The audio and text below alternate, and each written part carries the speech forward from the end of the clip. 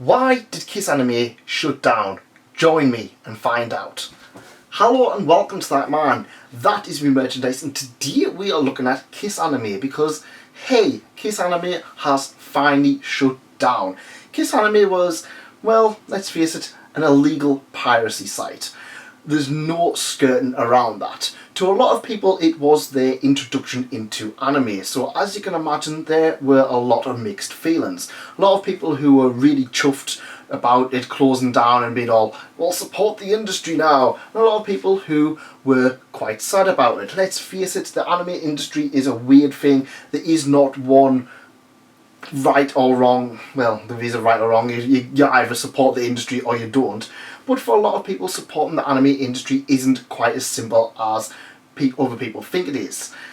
A lot of countries don't have any actual access to anime, and the stuff that they do have access to is the bare bones. I know, I live in the UK, and while we have it better than most, we are nowhere near what America is like.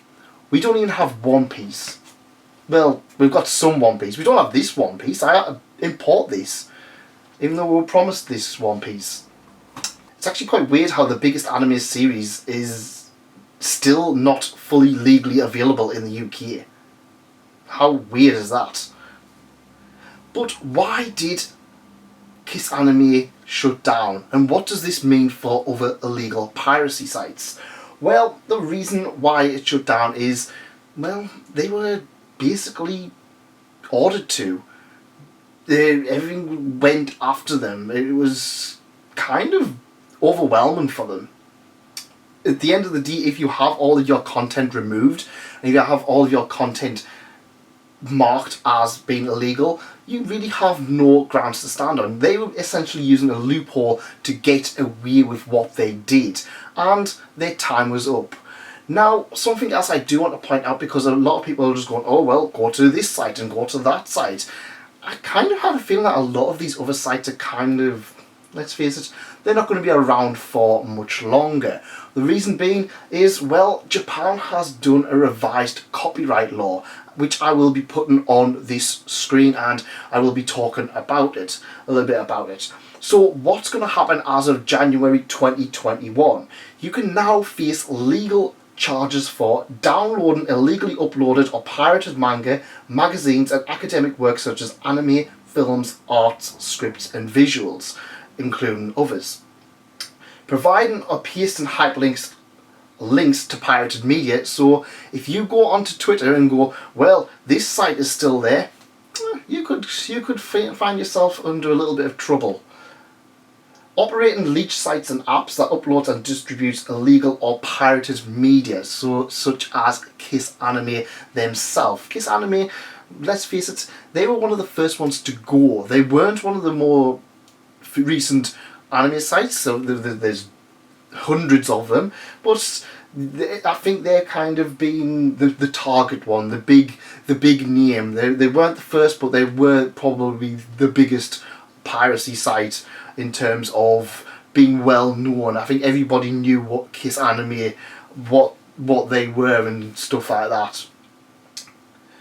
Penalties for repeat offenders of illegal downloads will be up to 2 years in jail or a maximum fine of 2 million yen, or both. Penalties for those operating leech sites include up to 5 years in jail or a maximum fine of 5 million yen, or both.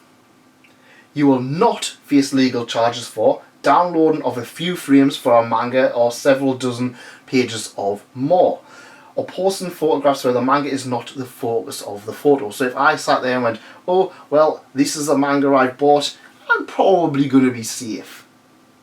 Probably.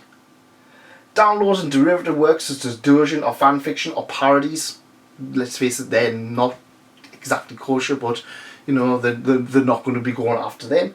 Exceptions stated in the Universal Copyright Law and Fair Use. Source: Anime News Network. So let's face it, with this coming out, Kissanime was on borrowed time. While they're saying that they were charged with stuff and they're being taken to court, yeah, that's one of the things. But I think we really need to understand why that has been taken down. This hasn't been a whole thing of just like, oh, Sony's trying to censor everything. Like a lot of people are shouting, and it's not kind of the other way. It's just one of those things that, at the end of the day, it was always living on borrowed time. We saw Manga Rock go down the drain a few months ago. I kind of feel like Kissanime was also kind of living on borrowed time. It was getting away with getting as much as they could. And at the end of the day, it just means we're not going to get any more viruses and stuff like that. Unless you use another site, which probably is just as ridden with viruses. It's one of those things, at the end of the day, it's going to affect a lot of people. Doesn't really affect me personally, because I just genuinely didn't have the time to watch the ongoing stuff that was on legal sites, never mind going on illegal sites. But to a lot of people, it is going to affect them, well, really negatively. And I'm going to be interested to see if this is going to have a genuine effect on Crunchyroll and Funimation, whether or not people are going to go onto there, or, as we have seen time and time again, once one site goes, another site pops up. This is not its final form. Much like most anime villains, Kissanime will probably be back in some other way. But that's just my opinion. Let me know what you think in the comments. Please try and avoid posting links to other websites, illegal websites, because yeah, we don't want to be in all of that. Any I will say, I will just remove anyway. But let me know what you think.